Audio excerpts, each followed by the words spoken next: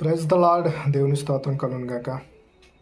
ఈ లోకంలో చాలామంది ప్రజలు ఏంటి నా పరిస్థితి, అసలు నేనెవరు, ఎందుకు యేసుక్రీస్తుని నమ్మి ఉన్నాను, అసలు యేసుక్రీస్తుని నమ్మితే నాకొచ్చే ఘనత ఏముంది, నాకొచ్చే ఆలోచన ఏముంది, ఈ లోకంలో అంతమంది దేవీ దేవతలు ఉండబట్టి నీ యేసులో ఉండే గొప్పతనం ఏంటి, నీ యేసు నీకేమి ఇస్తాడు అని అంటే మనం వాక్యం చెప్పగలగాలి.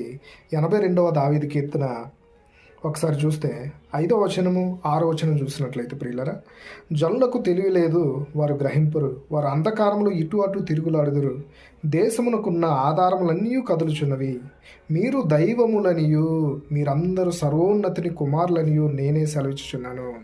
ఈ లోకంలో ఒక ఉద్యోగని, లేకపోతే ఒక పనివాడని, ఒక ధనికుడని, ధనవంతుడని ఈ లోకంలో మనం అనుకుంటాం. కానీ దేవుడు అంటున్నాడు ఏంటంటే, మీరు దైవములుగా పిలువబడి ఉన్నారు, దేవుని సర్వోన్నతిని కుమారు